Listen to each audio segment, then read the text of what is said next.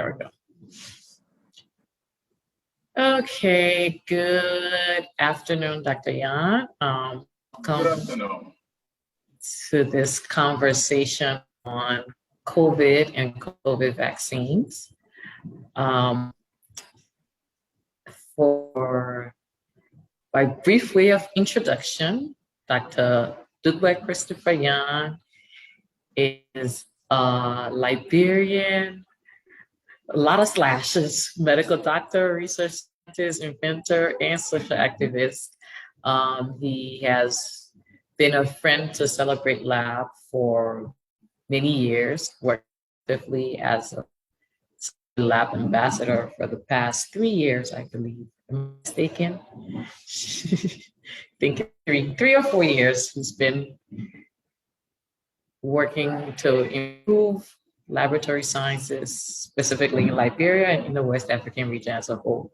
Today, we are here to talk about COVID and COVID vaccines and what that means to us in this region, especially in the West African region. Dr. Yan, anything else you would like to add before I start? Oh, you're muted, Dr. Yan. Okay, no, I think the summary you gave is quite sufficient. Okay. And we can just go straight into the exercise. Okay, so first we want to start with talking about the COVID-19 vaccine. We've heard a lot about there's a new technology with these vaccines that hasn't been around previously or hasn't been used previously. What's new about this and what makes it special and how it works? Primarily, there are several platforms that the COVID-19 vaccines have been produced on in the last 12 to 15 months. Prominent among those is the messenger RNA platform. This particular platform is meant to utilize the genetic material of the virus. That genetic material then ignites the body to produce the spike protein-like particles of the virus, and that in turn will have the body producing antibodies, our system producing antibodies to the virus, so that in the event where we come in contact with the virus next time, our body then recognizes that from its memory cells and then mount a severe response against the virus and wipes it out. That's a new method that has been introduced in vaccine production. Previously, vaccines were produced from what we call attenuated particles, attenuated form of the virus, inactivated forms, meaning that the virus itself is weakened, that it cannot cause the disease, but it can cause the body to mount a response, that response which will be remembered by the body cells, the T cells. And then whenever we come in contact with the virus again, the body then produces those cells and then wipe the virus out. Another form of the vaccine production platform is the protein form, where you use proteinaceous materials from the virus itself and not the actual virus or the whole virus. And so these are the various platforms. One major platform which has been widely used besides the mRNA platform is the adenovirus platform. Here, the actual genetic materials from the actual virus, which is the COVID-19, is put on the backbone of adenovirus, which will not cause any disease in humans, but then is used as a vehicle to carry the COVID-19 viral particle. And in that sense, the body then produces antibodies, and then the antibodies are there when we come in contact with the virus again. The memory cells mount a response, and then we wipe the virus out. So these are the major different platforms. So Pfizer and Moderna are on the messenger RNA platform, and you have Johnson & Johnson, AstraZeneca, the Sputnik 5, which is produced in Russia, and several others, including Sinopharm from China. They are on the adenovirus platform. The vaccine produced in not China, in Cuba. Cuba is also producing a vaccine and is on a trial and is giving good results. It is on the protein, they're using protein to produce that. So you hear a lot of different vaccines have different efficacies. Why are some of them efficacy higher than the other? And why was the AstraZeneca selected? Did this affect the reason that the AstraZeneca was set to be used in West Africa? Because we see that it's mostly the one that we see here in the African region. The efficacy are different, and that is expressed in the various technologies that have been used. You will note that Pfizer and Moderna, as we said previously, they are using the mRNA platform. And you can see that the efficacy is in the high 90s. Pfizer is like 95, 96. Moderna is like 94, percent efficacy. AstraZeneca, which is using the adenovirus platform, is about 82, 83% efficient. Johnson & Johnson has 3 different efficacy figures. For a study that they did in the US, in one of their centers, let's just put it that way, in one of their centers, they have like 60, 61. In the other center, they have like 68. And in another center, they have 71.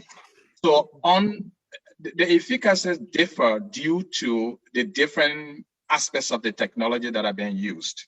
Now, AstraZeneca, which we are using, which is in Liberia, was produced by, of course, AstraZeneca Oxford.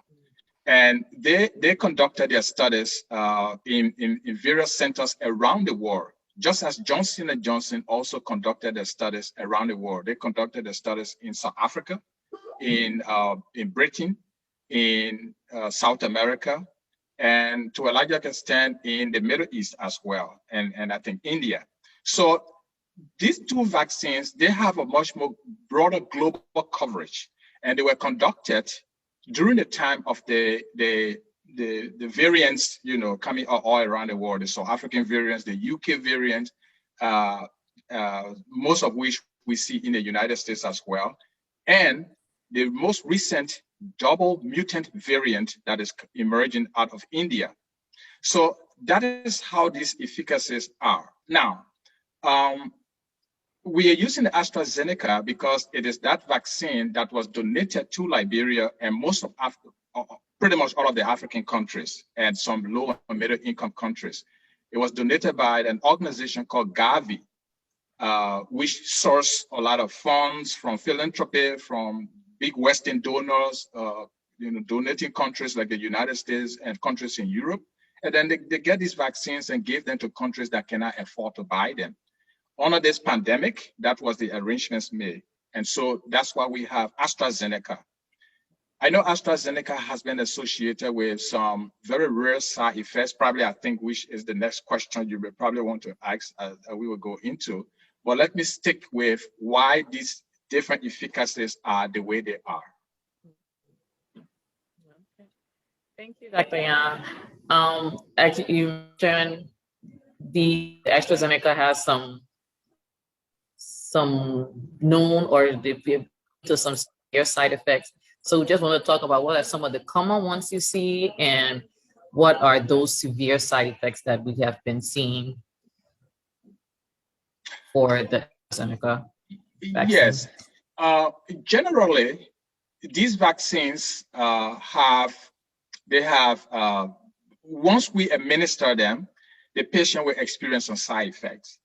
During the time of the clinical trials, we look at the safety of the vaccine first, and then how efficient it is. So the first clinical trial, the first phase of the clinical trial is actually to look at the safety.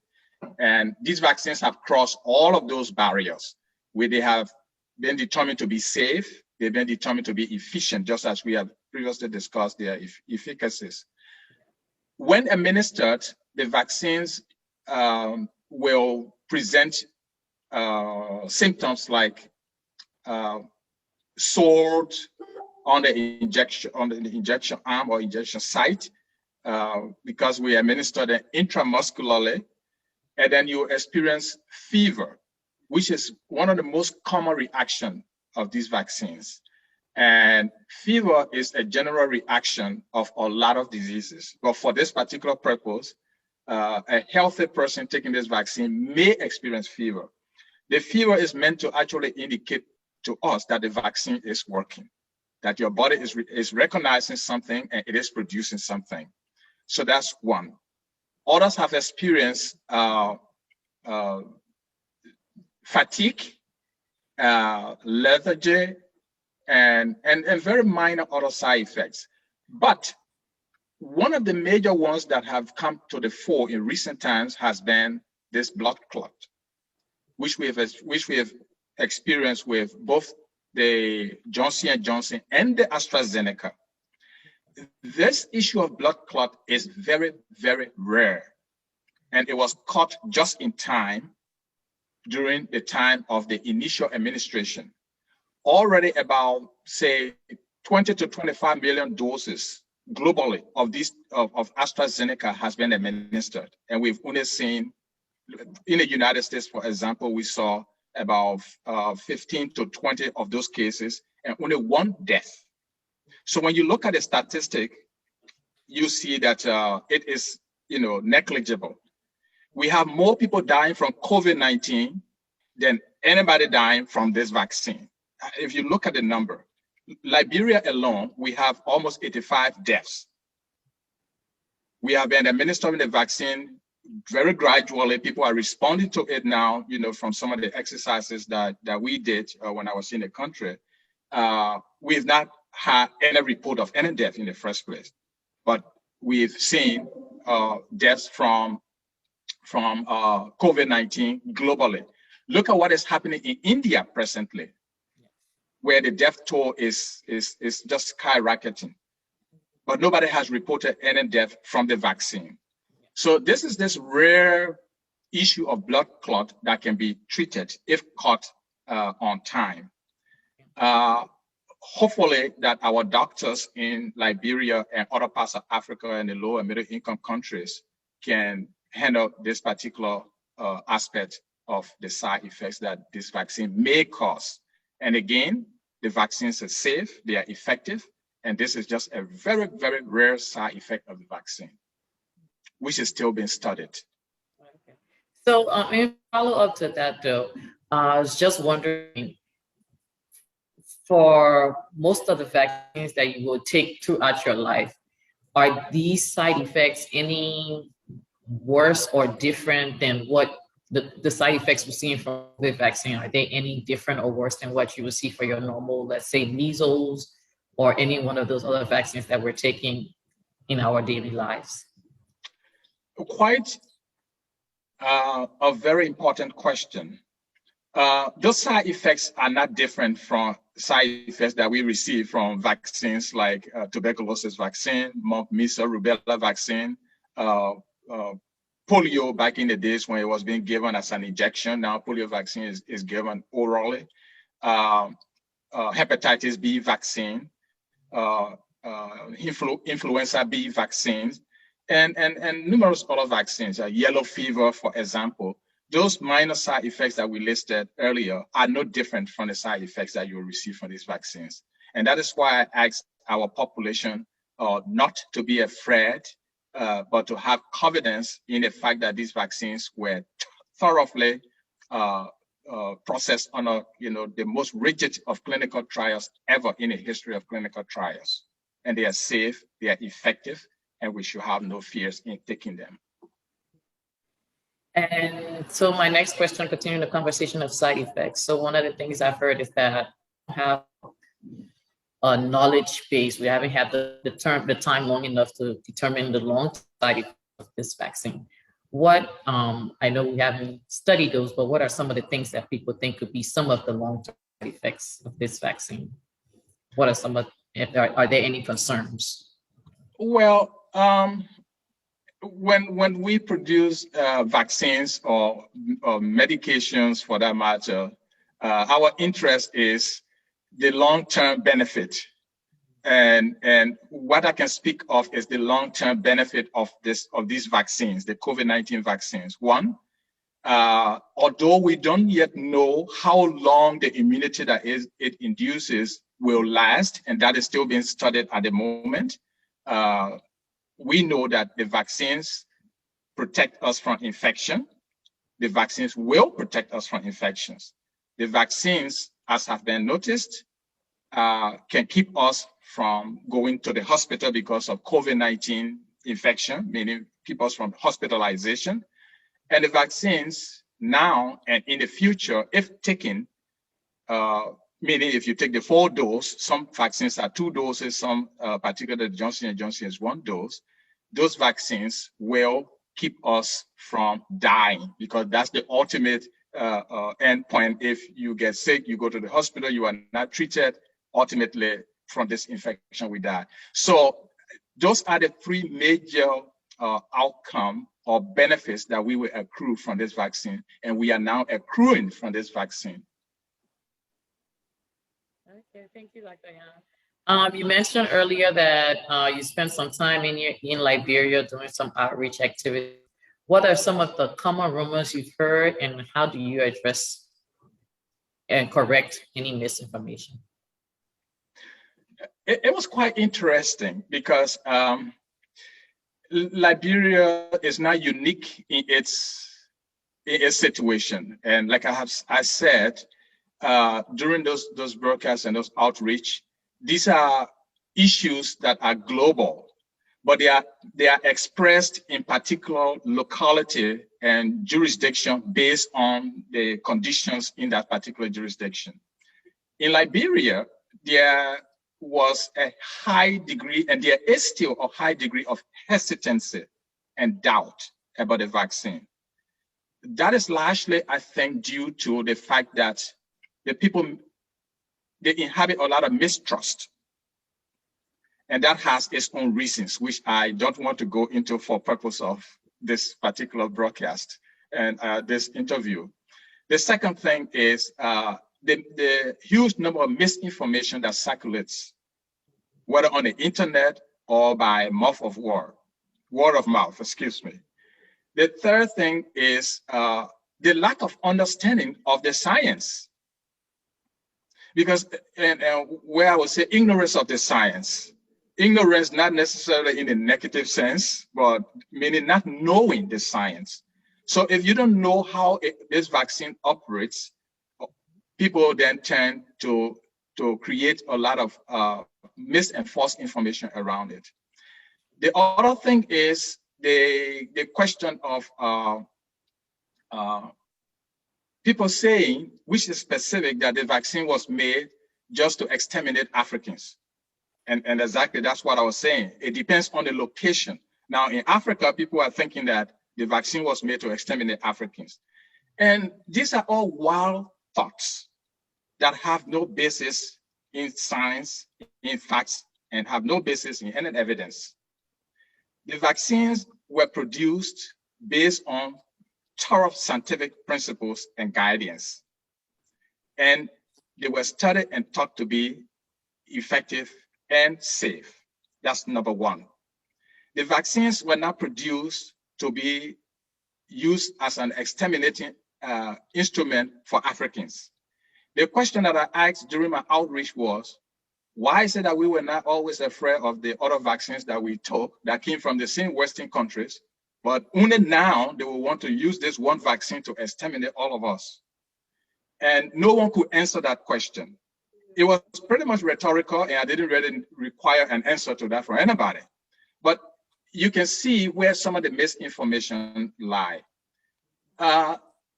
If we are to be honest with ourselves, there were several persons within the African medical milieu that were rushing towards this COVID organic that was produced in Madagascar.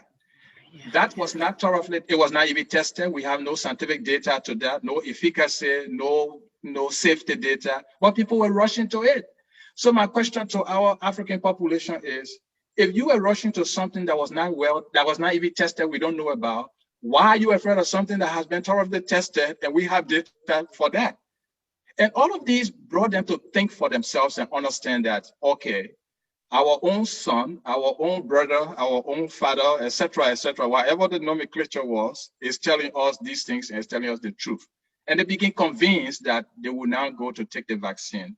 And I'm very appreciative of the radio stations, the television stations, and Africabio, through which I went to Ghana, for that huge medical conference. And of course, I came into the country in order to carry out my usual public health outreach. I have left and on my way further. Yes.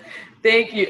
Just speaking about your time in Ghana too, did you find concerns similar to Liberia when you were in Ghana concerning COVID vaccinations? Yes. Like I said, it cuts across countries. It cuts across borders. You wouldn't believe it that in Ghana, even some of our fellow healthcare professionals, just as in the United States and Liberia, had doubt about taking the vaccine. And some of us had to, carry out the same old outreach, even among ourselves, to discuss it scientifically. And it was easier talking to your scientific counterpart, because if you're talking about why are we now using messenger RNA, and all of those things. So it's easier talking to them and say, hey, first and foremost, messenger RNA or RNA in general cannot integrate in your system. If it were DNA, you can have a concern, but it's RNA. RNA will not do anything to you. So it was easier. So we have similar concerns in Ghana as well, and in the population, because I spoke to a lot of other Ghanaians when I was there for a whole day or two before coming to Liberia, and similar concerns were raised. When I came back, I had to pass through Ghana again for a couple of days on my way to East Africa, and we addressed those issues as well. Because at every point, at every step, I was questioned and asked. Even when I was doing my COVID test at the airport in Ghana, they were asking me the same questions, that should we take the vaccine? What is it? And all of that. And the awareness exercise continues at every step of the way. Yes. So those were all my questions. Do you have anything you want to add before we wrap up the interview? Well, I just like to thank our audience that are listening, and our various governments. I will admonish them to carry out an extensive awareness outreach. I did not see that in Liberia, and from the few that I did, from the questions that came, it was clear that not much had been done. So a lot needs to be done. Our countries will have to use professionals who our people can trust and believe.